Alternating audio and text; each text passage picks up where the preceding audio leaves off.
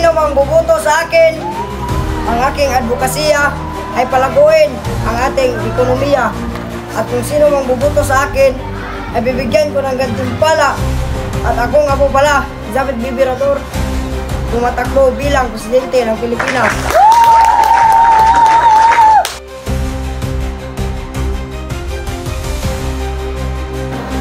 Hindi. Hindi. Hindi. Hindi. Hindi.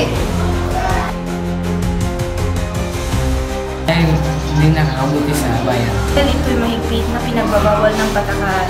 Dahil ito ay maaaring magdudulot ng masama sa pamamahala. Dahil ito'y masamang gawa.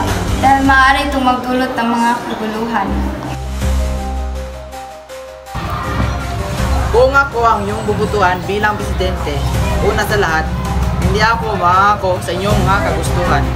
Pero, tutuparin ko ang aming mga tamang serbisyo, gaya nga lang ng paglilingkod sa ating bansa at sumpuin ang mga taong nalulung sa masamang bisyo.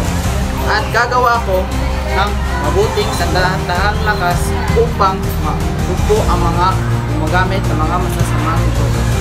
Ako nga pala si Ines H. Calasang, tulungan niyo akong pagbutihin ang ating bansa.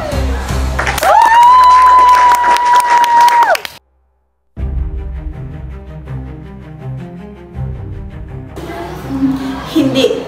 Dahil yung iba hindi naman tinutupad ang kanilang mga plataforma.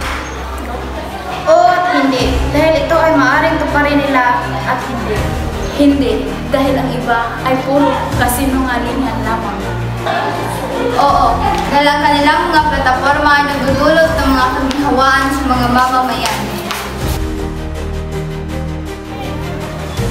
Kung ako ang iyong bubutuhan, may papangako ko sa inyong lahat na papaunlarin kong ating bansa simula sa farmers hanggang sa ating mga mamamayan upang mapabuti ating bansa.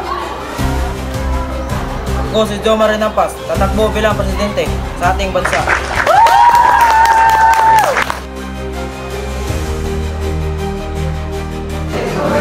Parang may mabuting disiplina ang mamayanan. Dahil kailangan ito ng isang bansa. Dahil kailangan ng isang leader na magtaguyod ng desisyon para sa ikabubuti ng ating lipunan. Para may gagabay sa atin.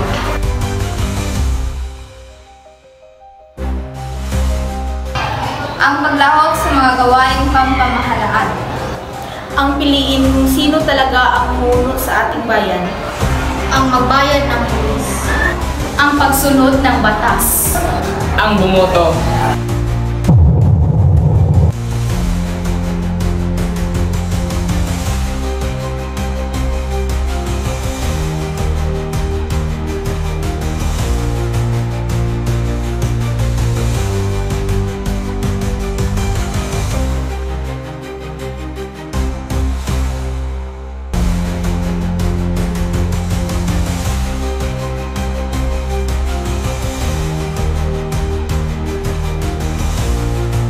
For the sake of good governance. For the sake of a good governance.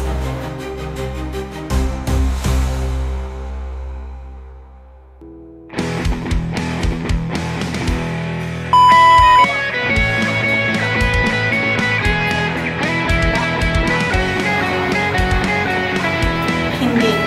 Dahil ito'y mahigpit. Hindi, dahil ito ay mahigpit na pagbawa. Hindi mo sa hindi. Hindi.